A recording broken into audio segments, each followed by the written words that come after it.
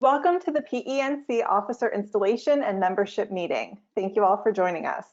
We wish we could be doing this in person at Pinehurst and catching up with all of our PENC friends, but we're glad that so many of you are able to join us for this virtual meeting. A few quick announcements before we get started. I hope you all saw the email announcement go out yesterday. We've rebranded our wine chat to PENC Libation Conversations. This will be something that we try to do every month or every other month to engage in meaningful conversations affecting us in engineering and also our daily lives. The next event is July 30th, and you can RSVP by emailing me. Also, our PENC Leadership Institute is coming up. Like everything else, it will be virtual this year. Our instructor, Rich St. Dennis, has put together a curriculum that is specifically geared towards leadership during uncertain times. We have just a few slots left open in the class, and the deadline is July 31st to apply. And lastly, tomorrow in our newsletter, we will be announcing our upcoming Wilmington seminar. It will be a virtual ethics seminar. It will be 2 days of sessions, August 26th and 27th, and it's a very affordable price. We hope that you'll check it out and join us in August. Now I'm going to hand it over to PENC past president Carl Bonner, who will recognize our award winners and fellows. Hello, I am now past president Carl Bonner. Wanted to thank everybody for trusting me with the leadership of PENC for 2019 and 2020. Things are going sort of okay. We have some issues with the NCDOT funding, which cost a lot of PEs their job and some hardship on some professional engineering companies, but more importantly, some hardships with some families, and even more importantly, it affected the health, safety, and welfare of everybody in North Carolina. Things are kind of getting back on their feet and looking pretty good, and 2020 started and it was okay at the beginning, but now all of a sudden, as everybody knows, we have virtual meetings and social distancing and new normals and all of the new buzzwords that have come along with this COVID stuff.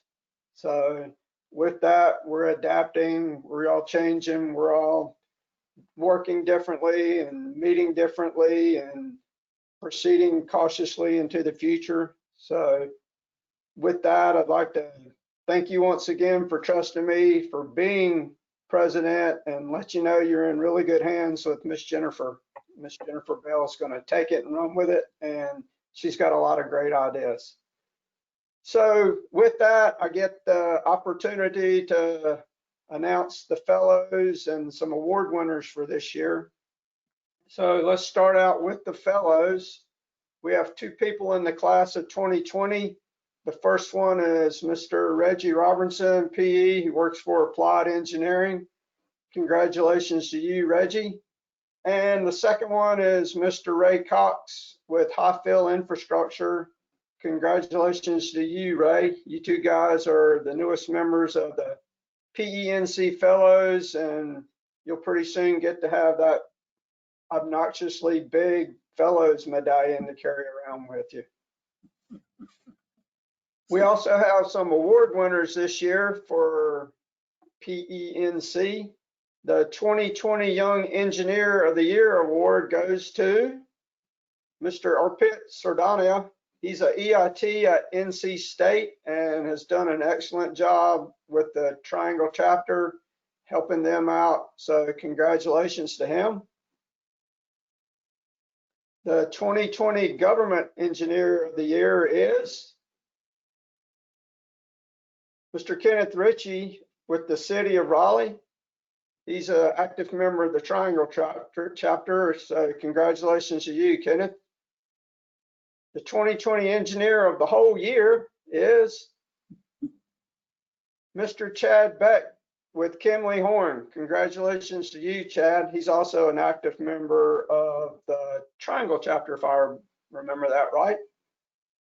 The 2020 Distinguished Service Award goes to Mr. Milton Esselman with the Roberts Company. Milton's in the Eastern chapter. He's held all the officer positions all of them several times, and he's a big help with math counts. And it's my pleasure to introduce the 2020 President's Award. It's Mr. John DeFore with CMAT. For those of y'all that don't know, John's been super actively involved with the PE Educational Foundation and did a great engineering job on the accounting system to get it all aligned and put together. And he's been the president this year and has just done such an outstanding job with the Educational Foundation. I presented him the President's Award. The 2020 Outstanding Employer of the Year Award goes to McAdams. Congratulations to the employees of McAdams who have helped PENC on the various chapter levels and at the state level, and they've been a great sponsor. So thank you and congratulations to McAdams.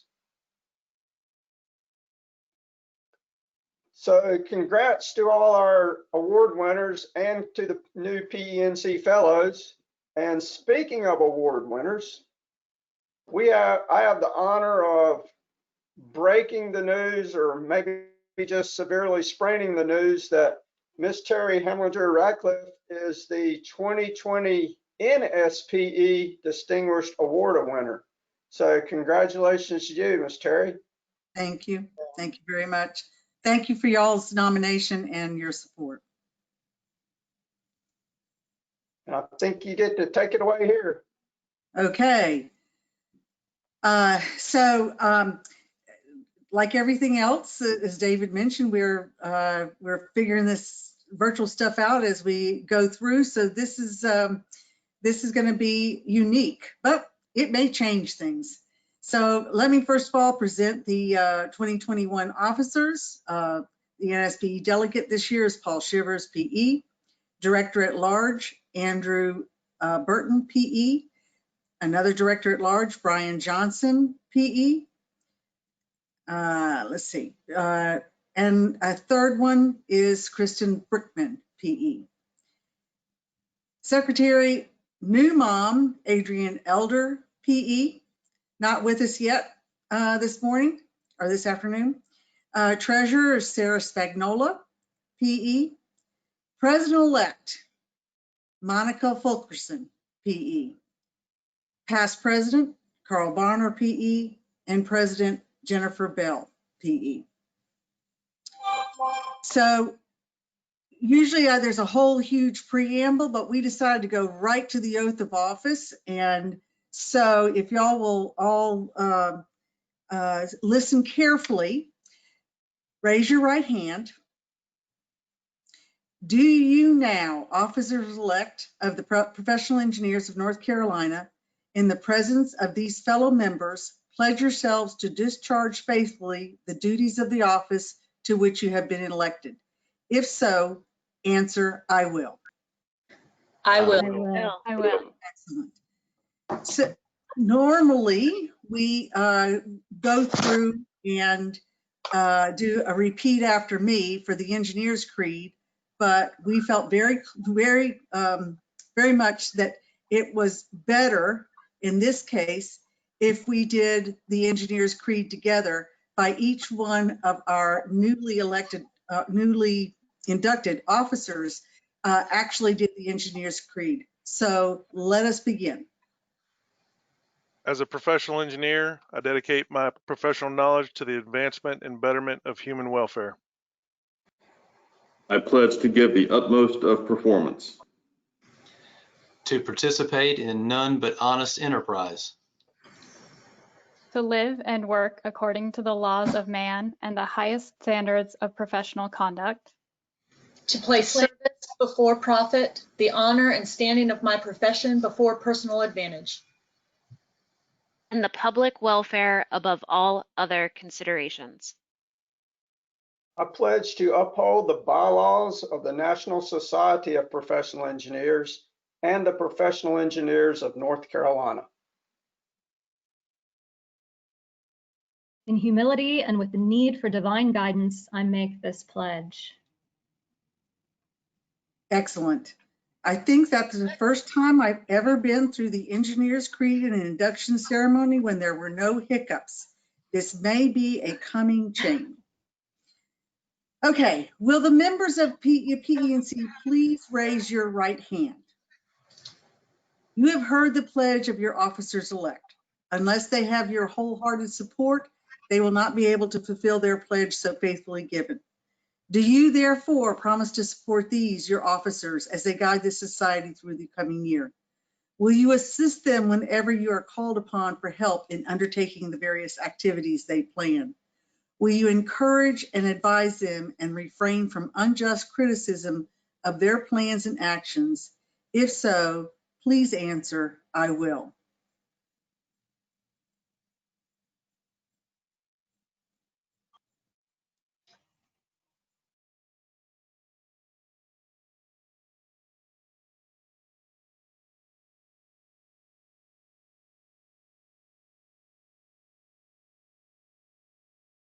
People went ahead and typed in, I will. I was unable to unmute their microphones. So we have a typed response from people.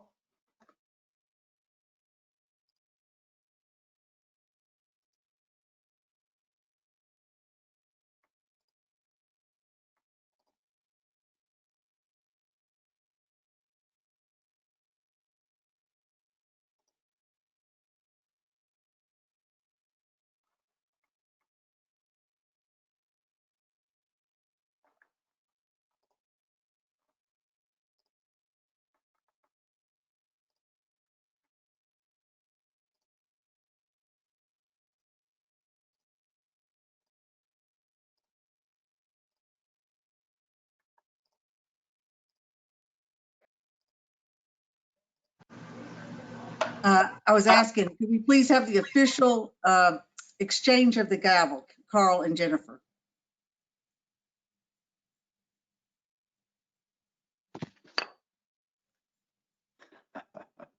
It's Thank you official very now. much. And thank you very much, and congratulations, everybody. Paul, would you go ahead and start us off with individual introductions? Yes, Sure.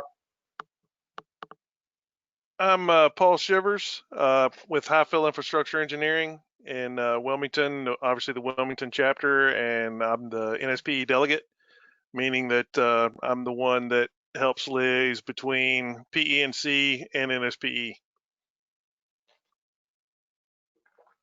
I'm Andrew Burton with the Charlotte chapter. I'm with SNME here in Charlotte. And it looks like I'll be helping out with the Charlotte, Hickory, and Asheville chapters to some degree coming up. I'm Brian Johnson with the Wooten Company. I've been with the company about 20 years, and I'm based in Raleigh. And I've been a member of PENC for about 23 years, I think it is. So I'm happy to be serving in this capacity. I'm a member of the Triangle chapter, and I have also going to be looking to support the Eastern chapter and the Northwest chapter as well. I'm Kristen Brickman. I'm the third director at large. I'm in the Triangle chapter, but I'll be supporting the North Piedmont, South Central chapter, and Wilmington chapters. And I am a relatively new member of PENC, just a couple years, but I'm a graduate of the PENC Leadership Institute. So if you're interested in that, you should join it.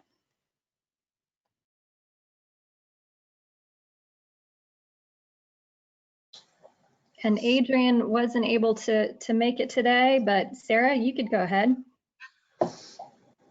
My name is Sarah Spagnola. I've been in the Central Carolina chapter for a decade now. I'm currently the PENC treasurer, although I've previously been secretary and director at large. And I'm excited to rejoin the board and participate in a lot of online PDHs this year.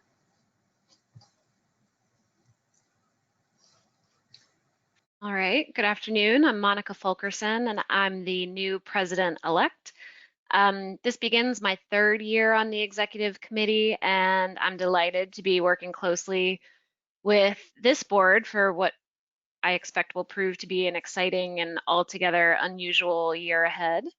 An environmental engineer for Jacobs in Charlotte. I'll be looking to engage with both the Charlotte and Hickory chapters for local activities.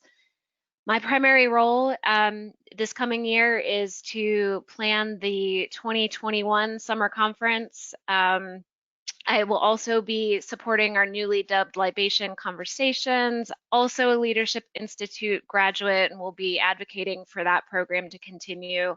And I'm also passionate about issues surrounding women in engineering and diversity and inclusion, and expect to bring that along with me as well.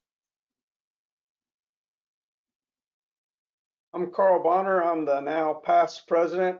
I'm with the Eastern chapter, been in PENC for a couple of decades and look forward to being out there in the pasture as past president. We'll make sure to leave a bucket of food for you in the pasture.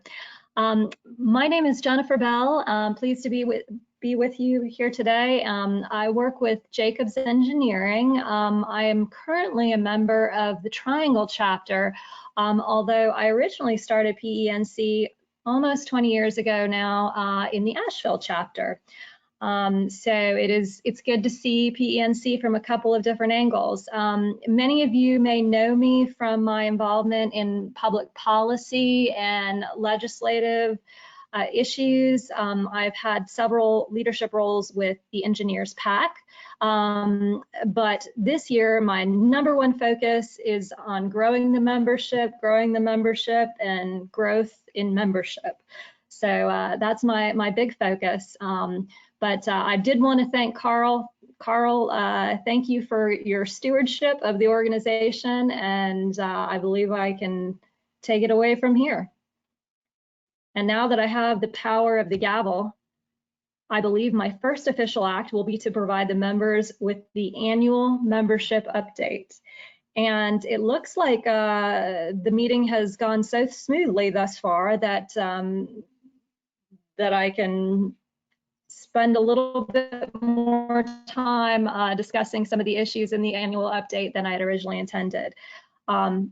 I won't take too much of your time, but I did, before I actually dive into the annual update includes looking at specific numbers, membership numbers, our financials, trends, basically looking at the year in review, and then also our current position and what we have going forward. Before we look at any specific numbers, though, I did want to do a little bit more qualitative look, state of the state, if you will, at the organization. And I wanted to start with our mission statement. And when I started to put this this program, this membership update together, I was reminded by a study that NSPE had commissioned about 4 years ago, and it was related to professional societies. For several years, had been finding that that there was membership declining sort of across the board. It wasn't specific to the engineering field. Professional societies were just struggling, and they cited a number of issues, a lot of them having to do with generational differences, but an evolving workforce. And the thing that I took away from that study was that there was a couple of common elements to organizations that were continuing to flourish and grow, while other organizations were stagnating or in some cases even declining. And one of the key ones was being able to answer this question effectively. Why PENC? Why your organization? What is the value proposition that you have for your membership? Another element was having something distinctive that you were offering, something that made your organization unique and essential to a potential member. And the third was the ability to really evolve and understand, your membership base And the workplace, the environment in any professional organization is going to change over time. And is your organization nimble enough to recognize and continue to provide value added to your members? So I kind of wanted to take a look at PENC and see if it passed that litmus test from that perspective. Our mission statement is on the slide: to promote ethical, competent, and licensed engineering and enhance the professional, social, and economic well-being of our members. And it's quite a bit to unpack there, which makes sense because PENC offers different things to different people. But what's interesting is that there is a lot of overlap. Professional development is something that other organizations do, economic well-being. But we all know that PENC and NSPE collectively do have a lot of things that are really distinct and unique to the organization. Katie, could you hit the button? In particular, the advocacy for the engineering profession, continuing to fight for the integrity and the credibility and protection of that, the PE license. We, unlike a lot of organizations which are specific to a single industry or focus on a certain type of engineer or engineering practice, this organization combines the voice of all engineers as a single community. And it doesn't say it specifically, but I'm reminded in the news and in discussions in the corporate world, there's a huge focus on the benefits of diversity. And it struck me that PENC has kind of always come in with that built-in diversity. It's the one place you can go and deal with engineers that are coming from all different kinds of backgrounds, and the knowledge sharing and the experience sharing has always been valuable to me for that diversity. And of course, the focus on engineering ethics. So I consider this a huge strength. I think we are able to answer the question, why PENC? If there was any opportunity for improvement, maybe it's doing a better job at packaging or defining or being able to readily in an elevator speech be able to define why we care so much about the organization. But in general, I consider our purpose a huge strength for the organization.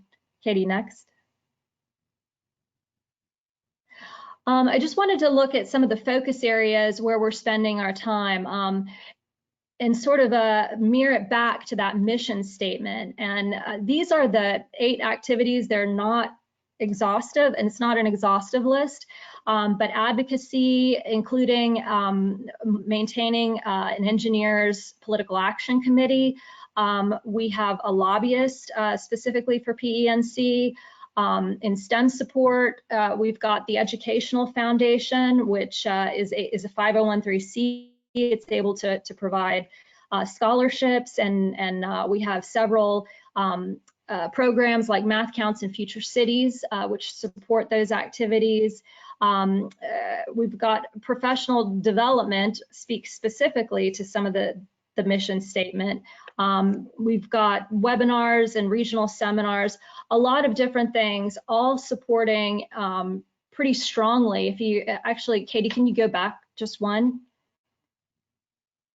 If you look at that, the professional, social, and economic well-being of our members, I mean, a lot of those activities that PENC has devoted a lot of resources to, you can go back to the next slide, specifically speak to the mission. So that's another strength about the organization. We're very much on mission. If there was something that I would want to contribute to the organization today, I would hope that we could do a better job of making sure that we're communicating all these great opportunities that we have to the complete membership, so that we can match up people who have a passion with these specific areas, make sure that they know that these are things that the organization is doing. So strengthening those lines of communication so that we're reaching all of our members and letting them know these opportunities. Katie, can you go to the next slide? Next, yeah. This is another strength of the organization. Oh, go back one. Another strength of the organization, and I consider it kind of like an all-inclusive vacation. It's, you know, you pay one membership, but you actually get participation in 6 organizations. Distinctly, most significantly, the 3 main organizations, and I sort of see PENC at the center of this as the state organization, but we're also connected to the national organization, obviously, NSPE, and we're fortunate to have David Martini with us today, the president of NSPE, joining us, and he's going to share a little bit more about NSPE later on in the presentation. But also, in addition to the state organization, the national organization, we also have the benefits brought by the local chapters.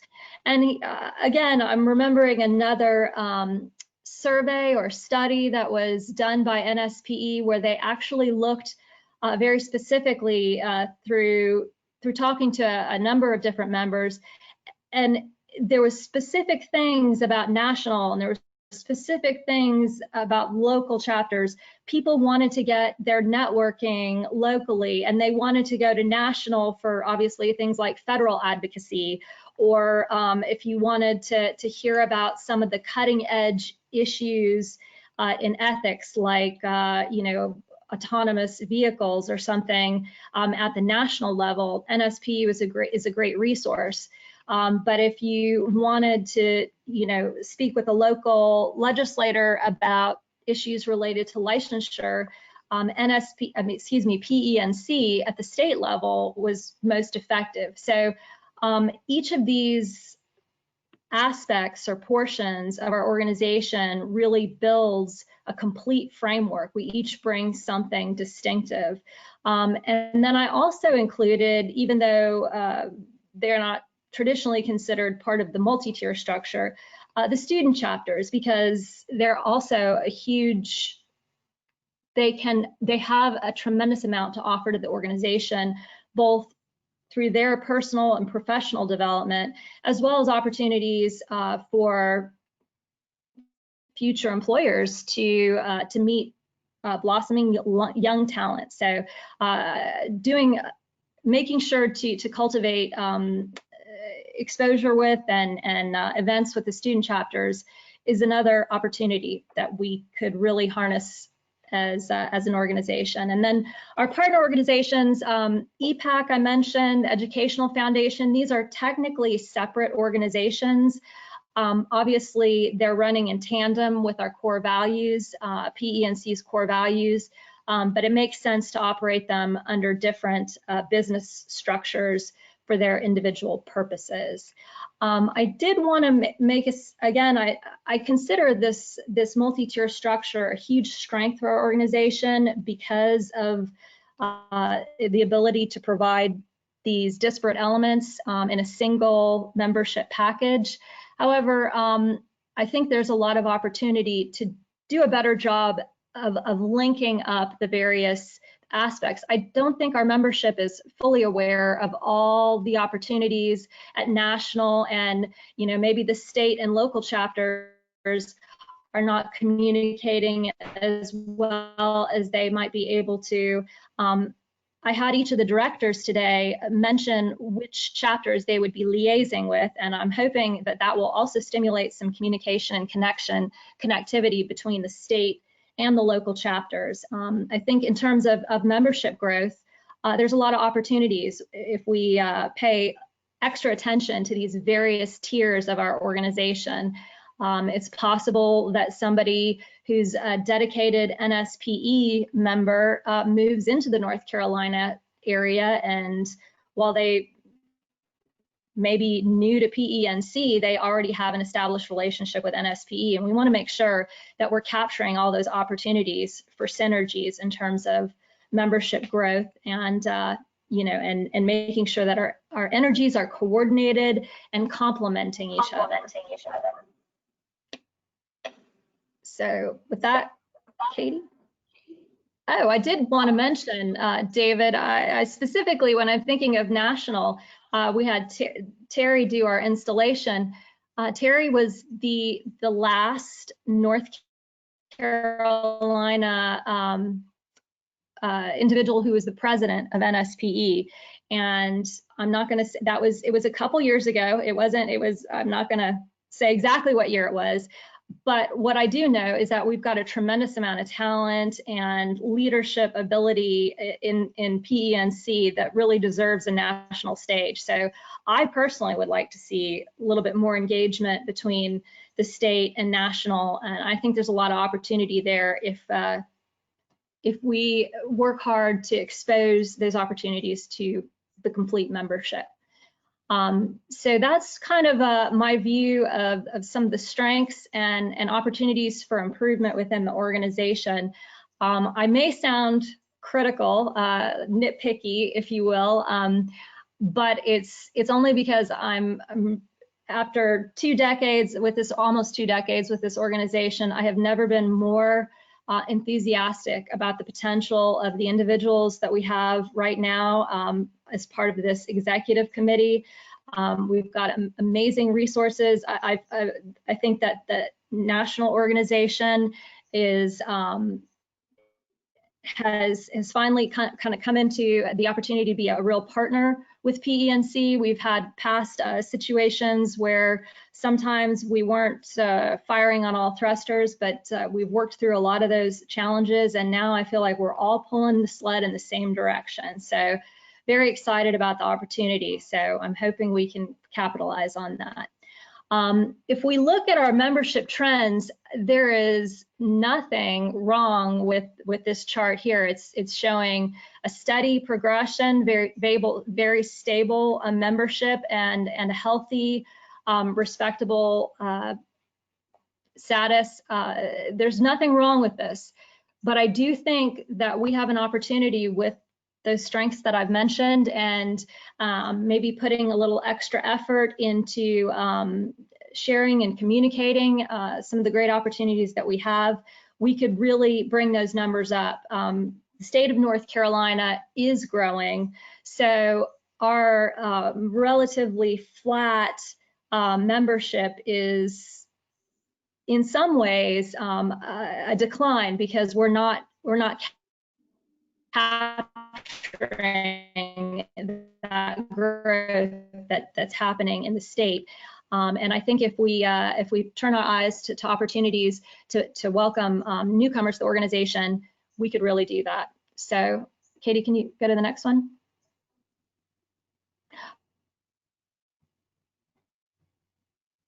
This is for those of you who are curious about our chapters and who's in which chapters in the organization, the PENC organization.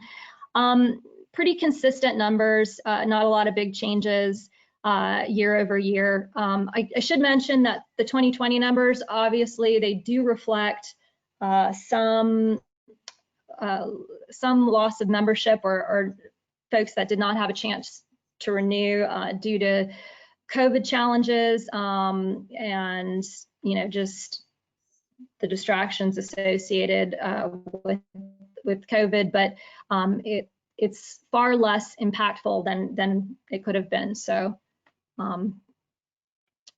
Katie, can you go to the next one?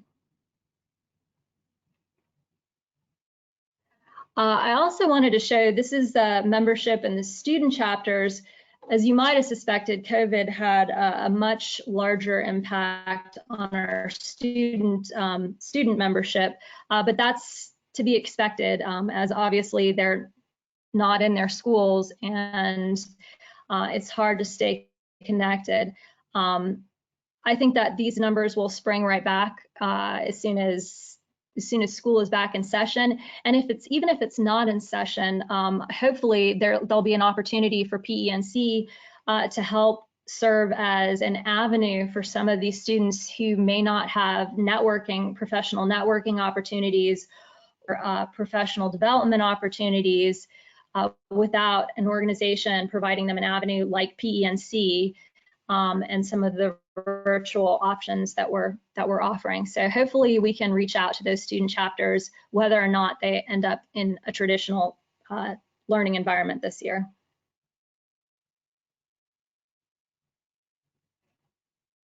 And last, I wanted to share the financials. And sort of to reiterate, it's not that we're doing anything wrong as an organization. I feel like there's potential to really explode and grow. But you can see from the numbers, we've had a net positive for the past 2 years, very, very strong financials. So the organization is healthy, even though we've had some drop in membership. Our revenues are fairly diverse. We don't rely entirely on membership dues for our revenues. You can see in 2019, our revenues were down a little, but we kept our expenses down even more. Apparently, Carl's very stingy, so good for him. But we ended up with a surplus of almost 30,000. 2018 was an even stronger year for surplus. So the executive committee even invested in a sort of a rainy day fund. We feel bullish enough about our, strong enough about our financial situation to start to build up that type of contingency. So positive numbers there. Go ahead to the next slide.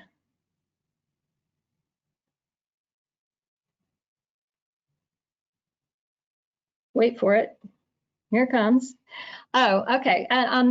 So to sort of build on that, we've had a lot of great successes and achievements. I'm not going to read all these, but obviously the seminars providing professional development at the state level.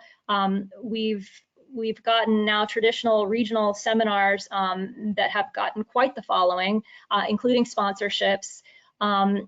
Recently, well, even before the COVID outbreak, the webinar series was very popular, and then after stay-at-home orders, the webinar series became a huge benefit to both members and non-members. And it's even been a source of new members wanting to join, having found out about PENC through the webinar offerings. The Leadership Institute, an amazing program. It's going on, I want to say year 9 at this point. I can't even believe it. It seems like just yesterday. A really unique opportunity for engineers to work on their communication skills and other leadership skills, different from project management or things of that nature, really embody sort of the holistic picture of an engineer from the ethics and professional perspective that PENC promotes. The Educational Foundation, as it mentions there, having successful fundraising tournaments and providing 6 scholarships. Katie, next slide. We have other volunteer programs and e-week outreach. I already mentioned EPAC, which is sort of an integral part of our advocacy program. And then our lobbying and action groups. One thing I was particularly proud of, and Carl was heavily involved in this, is with our lobbyist, we participated in a coalition of several organizations, including other engineering organizations, construction organizations, but related to NCDOT funding issues. And we initially sort of spearheaded that and was able to rally other professional organizations. And we were kind of seen as an umbrella for this effort in communicating with legislators and sort of organizing our issues. So participating in coalitions and creating that linkage between organizations was a huge benefit. The elephant in the room, COVID factor. Obviously, this is a terrible thing, and when I say the bad news, I'm specifically talking about the bad news as it relates to our PNC activities. Does not even consider some of our members who are both economically and from a health perspective impacted, but just specifically the organization. We had a number of cancellations. The most significant to this particular meeting was the PENC summer conference. Perhaps the first time that we've had to miss our annual summer conference. So that was not good, but working around it. In-person chapter meetings, that was something that we decided fairly early, was to encourage chapters to avoid any sort of contact, and we've been very proactive about ensuring that we weren't endangering anybody. Membership renewals down, but those, that sort of sums up the bad news. It took a little while, but we got back on our feet, and now I'm seeing COVID, and I hesitate to say good news, because the pandemic is such a challenge for so many people. But I think it's an opportunity for PENC to really fill a need. Specifically, the pandemic made it almost universally accepted by people of all ages and walks to accept this virtual format for meetings. And it also sort of opened doors for innovations associated with using a virtual format in a slightly different way, doing things like our virtual wine chat, now libation conversations. But having done that, it's a real it's an option that I think our members appreciate, and it certainly fills a gap. So rather than just sort of waiting out the COVID storm, we're actually looking for ways to expand on it and to really provide value added within that framework. And of course, the really good news is we'll eventually get through this and make it to the other side, to the 2021 summer conference, which will be at the beach. So that's the best news. So with that said, I talked a little bit about the state of the state and some of the strengths, and now I wanted to end on a note personally for each of you, hoping that we can look towards the focus of growing the organization. And I just have 3 things I would ask each of you to do. Connect. Stay connected. In the time of social distancing, it's more important than ever to not isolate. So we've got great opportunities to engage other parts of the organization. If you were thinking about getting involved at the national level, now is a great time. It's just a click away. No long drive, no flight. Engage. I'd encourage you, if you've been a long-time participant within PENC, consider a leadership role. Consider growing or doing something a little different. And then finally, and this is the big one, the only way we really grow is if you share PENC with your friends and colleagues. And there's never been a better time, because it's very easy to click on a link and see if what PENC is offering is something that folks would be interested in. So I wanted to recognize our current leadership, chapter leaders and action groups.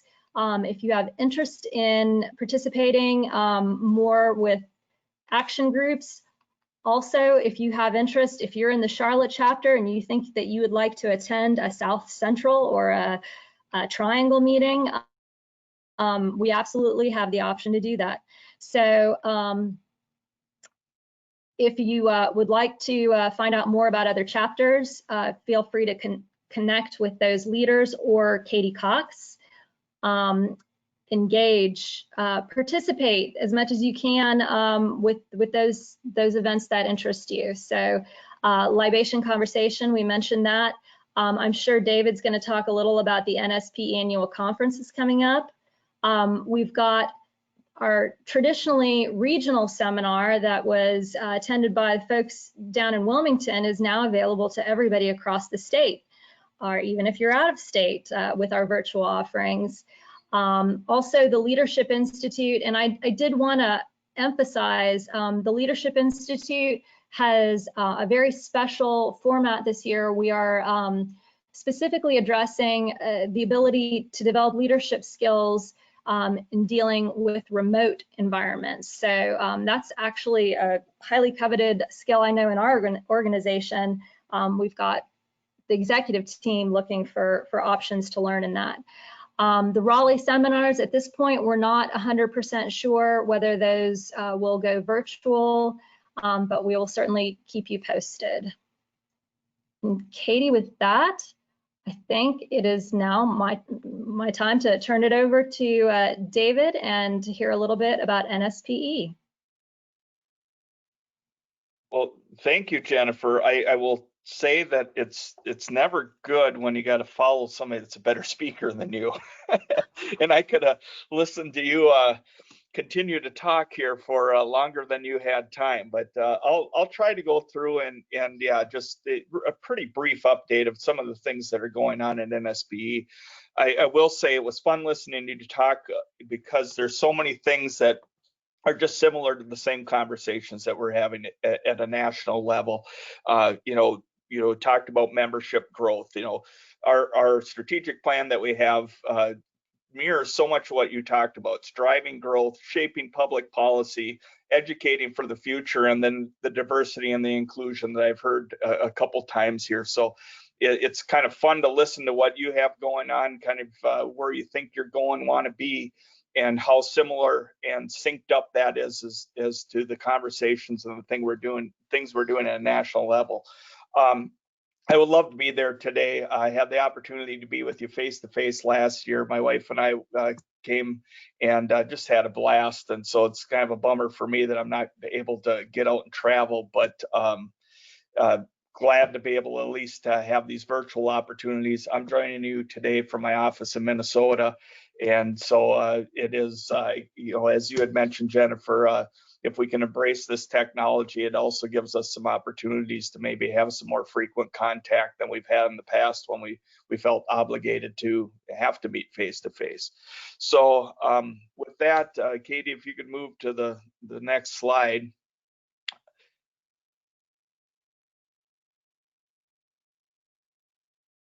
There we go. So, and you had Jennifer talked about your mission, and one of the things that I enjoy putting in when I get an opportunity to talk about NSP is this is our vision but it starts with a simple premise, and that's whether or not you have or whether or not you've ever met an engineer, we all deserve to live in a world where the engineering decisions that impact our lives are made by qualified and ethically accountable professionals. And this is purposely outward facing as to what we're about as an organization and kind of what drives our thinking, what makes us passionate about what we do.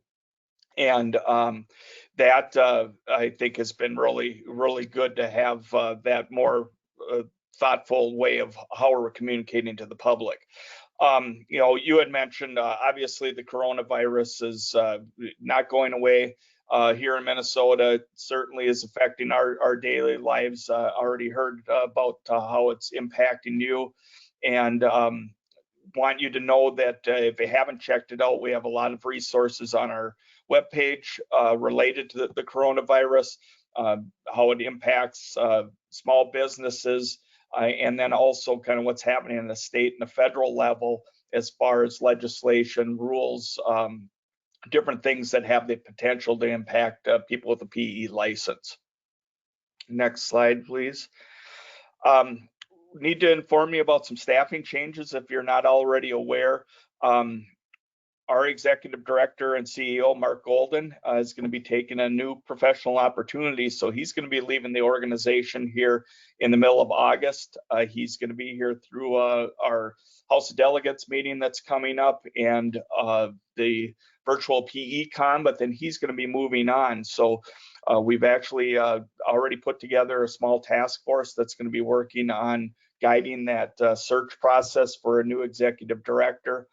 We've also sent out some RFPs to some search firms. We're thinking that we're more than likely going to hire a search firm to help us with this process. I can tell you that we're moving with a sense of urgency related to this, but at the same time, we haven't set any timelines as to when we're expecting to have a new executive director on board. Obviously, we don't do this very often, and that position's so important to everything we do. We want to make sure that we take the time that's necessary to make a good decision and what is best for the future of the organization. The other staffing change that is significant is Art Schwartz, who many of you have maybe had the opportunity to meet or know, or certainly maybe heard his name along the way. Art is the NSP's general counsel. He's been with the organization for 38 years, and he's announced his retirement now. And so his last week is actually next week. He'll be retiring here at the end of the month. And that's a significant impact on the organization. The institutional knowledge that Art has and all those years of experience, he's considered an expert in this field when it comes to licensure, ethics, those sorts of things. There's nobody better than Art. So that will be another big shoes to fill, if they can even be filled. Art's position, he has his fingers in a lot of different things, so more than likely that his responsibilities will kind of be distributed more widely to different people, but that's a process that we've started also, is to fill that role. Next, please. Again, you had mentioned it in your presentation, and I heard Monica talk about it too, but with the new latest edition of PE Magazine has a lot of information about diversity and inclusion. And why should I care about diversity in engineering is the topic, and it hits on what needs to happen to move NSP and our profession forward so that we reflect the diversity of our communities. This is something, again, that was one of our focus areas of the new strategic plan.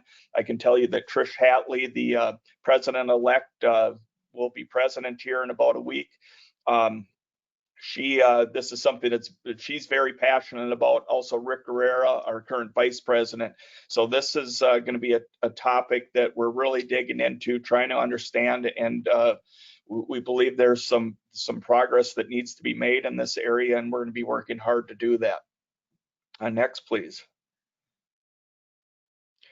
Advocacy continues to be something that, when you talk about benefits to our members, this isn't always a direct benefit, but it's something that is always going on, a lot of hard work going on from an advocacy standpoint. Certainly at the federal level, but we've also worked really hard to start to make sure that we have good connections with our state partners, and so that we understand what's happening at a state level, and we're there to be a resource to the things that you're doing with your advocacy efforts, and add whatever we can to the efforts that you're already making.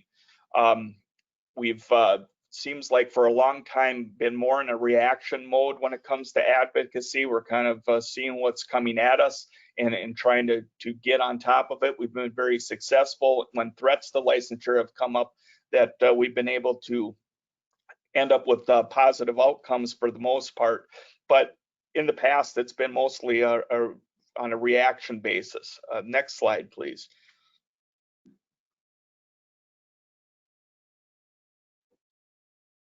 So one of the things that we're very excited about from a advocacy standpoint is the creation of the Alliance for Responsible Professional Licensure. And maybe some of you have heard about this. It's been out there probably for about a year and a half now. We're one of the founding members of this alliance, and it brings together the engineers, the architects, the certified public accountants, landscape architects, and then the licensing boards who regulate us. And it really has given us the opportunity to end up with a more well-funded, more organized effort to go out and be proactive about talking about licensure and the positive impacts that licensure has, the importance of it in protecting the health, safety, and welfare of the public, that it's not just the engineers talking from our standpoint and other professions doing the same, that we have some partners now, and it's really given us the opportunity to tell the other side of licensure. For too long, there's been a well-funded, well-organized effort to question the need for licensing, question whether it's a positive for workers, positive for the economy, those sorts of things. And this has really allowed us to have some good resources that are being put together, one, to communicate with the public, and then two, policymakers about the importance of licensure. If you haven't seen it yet, ARPL has a fantastic website that has all kinds of resources that are available to you. So that's something you might want to check out if you haven't done that already. Next slide, please. Online communities, just want to encourage all of you and remind you that the online communities are still very active. Especially in this time where it's difficult for us to get together face to face. There's a lot of good discussions that are happening on our communities, and that's something you might be interested in checking out also. Next slide. And then it was mentioned, you know, we've had to adapt also, and so we have a virtual PECon this year. The original plan was that PECon was going to be in Philadelphia in the middle of August. That wasn't able to happen, so fortunately we had a lot of talented, hardworking people that were very quickly able to kind of adjust course and put together this virtual professional engineers conference. We're excited about it. We think that there's a lot of good opportunities to engage people here. We still have great speakers, continuing education opportunities, but we've also mixed in some opportunities, kind of like you had mentioned, with some of the things that you're doing for some more social and networking types of opportunities for people to engage with each other. So we're excited about this. There's still opportunities to register for this if you haven't done so and you're interested. One of the nice things about being virtual is it gives you the opportunity to kind of engage more on your terms with some on-demand viewing and the opportunity to sign up for more of an a la carte approach to it if there's some things that are of interest to you that you want to check out but maybe can't commit the time for the whole conference. Encourage all of you to check that out, and we'll see how it goes, but we think we put together a very good program. Next slide. And then just wanted to put in a plug here too about the students and empowering the next generation of professional engineers. You had mentioned some of the things that you have going on here. NSPE does have a lot of resources for students. One, the virtual PECon is free to students. So if you have people that you think may be interested in that, it costs them nothing to participate. And then, you know, some of these other resources that are shown here, the job board, scholarship opportunities through the Education Foundation, webinars, news on the profession, all those sorts of things that we offer for students. You know, clearly this class of 2020 is entering some uncharted territory as far as just the situation we're in. So I can't imagine the uncertainty of if you're looking to start your career or just move on to your next phase of education. There's certainly some challenges that exist for those folks. And so we're trying to keep them in mind and offer some resources for them. So if you know students that could use some help, one of the places you can point them is towards NSPE. Next slide, please. Thank you already. You know, I know that was a quick run through, and Jennifer did such a good job with her presentation. And honestly, it so much parallels what we're doing and trying to accomplish at a national level. You had mentioned the state and national partnership. Eric Schoner, who is a new staff member now, is the engagement officer for NSP. We're really trying to make it an effort to build these relationships with our state partners and capitalize, as you had mentioned, Jennifer, on the different levels of the organization and the different needs of our members. There's some things that members want and need that can only happen at a chapter level, and there's some of the resources and things that you need the organization and the resources of the national organization to accomplish. And we're really trying to make an effort to try to figure out how you put all those pieces together, ultimately for the benefit of our members. And when we're taking care of our members, we know that ultimately that reflects on the society we're serving, and that's what we're trying to accomplish. So with that, I know I'm up against my time. So again, just want to thank you for the opportunity to join you at least for a few minutes here, and great job on your meeting here. I did want to comment, I've been through a few of these virtual induction ceremonies, and you guys did a fantastic job. I absolutely loved the way you handled the engineer's creed. I thought that was really neat where you all took a part of that, and I'm going to pass that on to others that have to do this.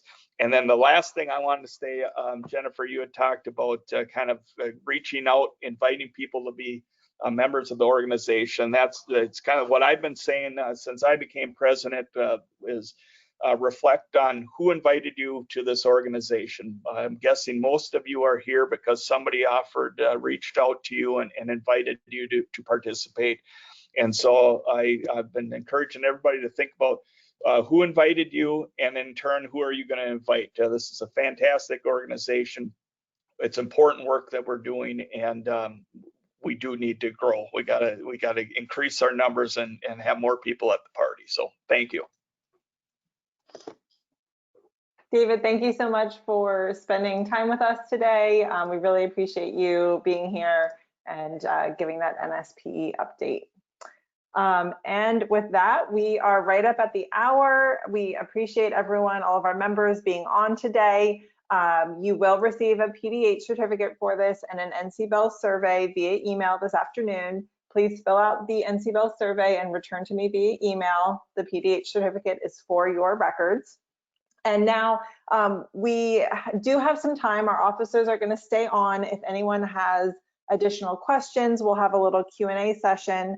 To ask a question, you can type it into the questions box, or there's a little hand button that you can raise your hand and I will unmute your computer. But if anyone needs to jump off, please feel free. And we look forward to talking with you all again soon. All right, it looks like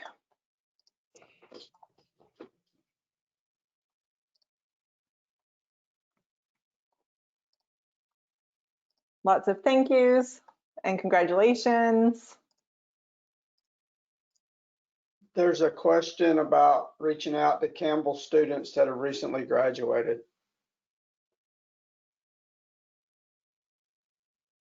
That's not showing up on mine. Will you read it out loud, Carl? Sure. At 12:44, the question was, how is the organization connecting to recently graduated student members? At least with Campbell, that is a ripe field to sow. Well, I know that we have a number of different different programs, or we used to for recent grads, certainly for folks, taking exams and whatnot, recently passing exams, things like that.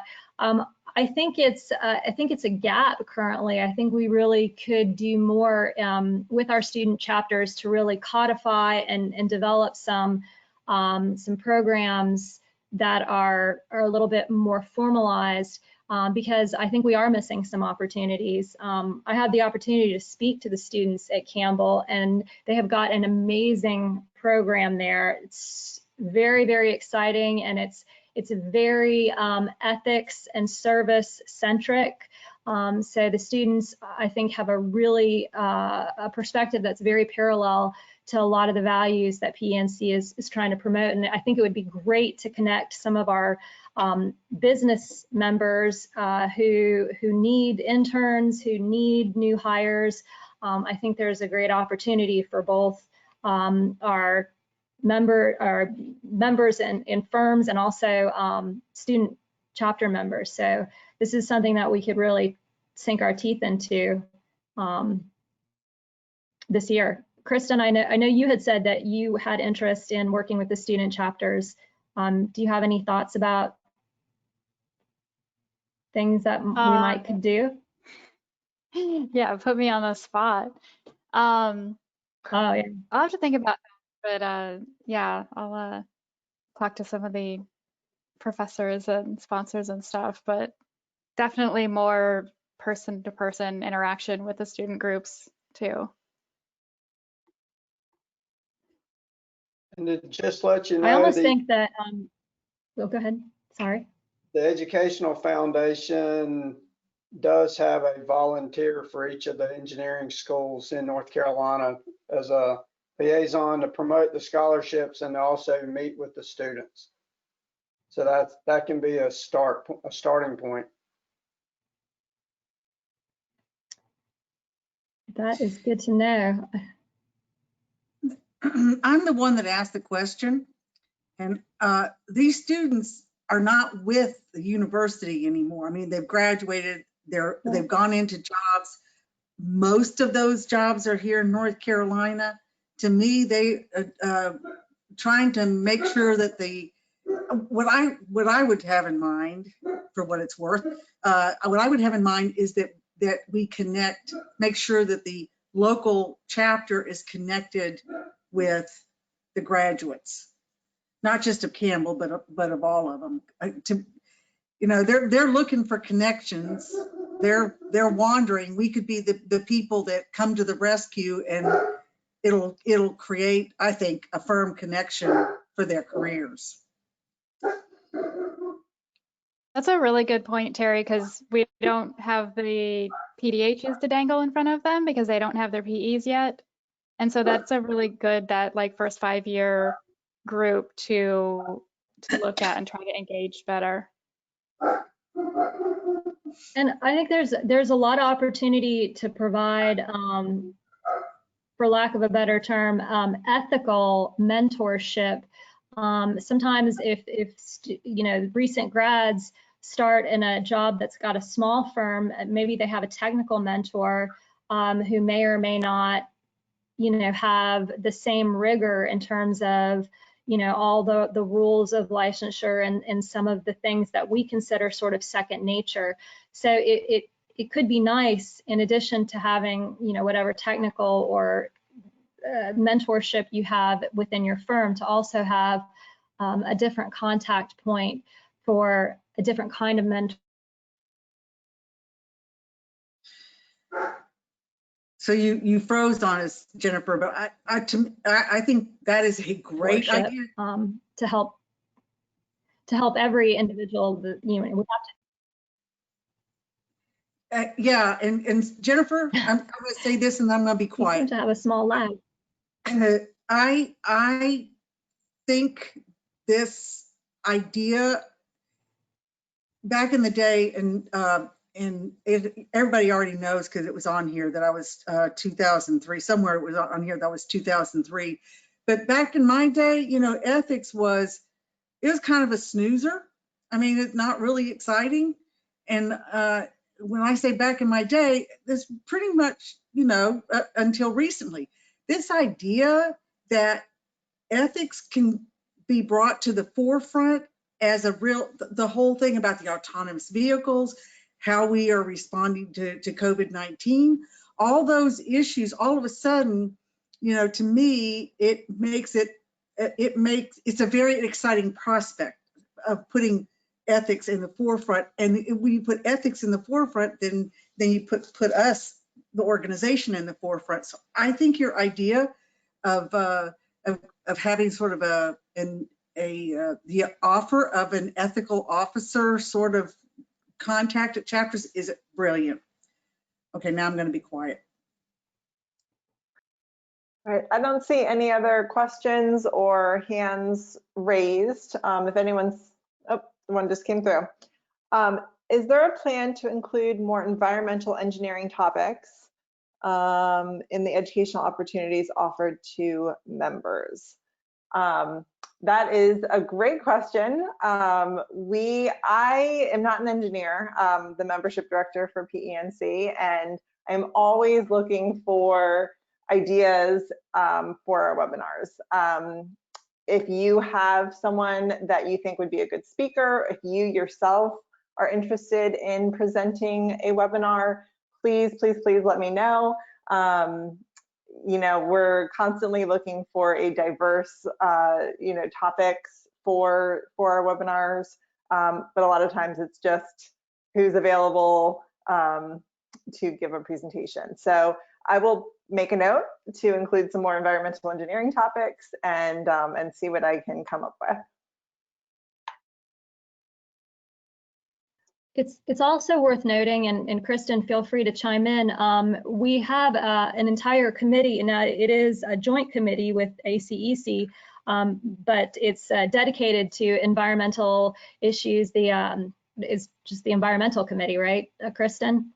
So in addition to learning opportunities like webinars, that's an opportunity to have a little bit deeper dive into some of the current issues and even some regulatory public policy type issues. So if you want to dive a little deeper, your involvement on that committee, anyone is welcome to join that committee that's a PENC member.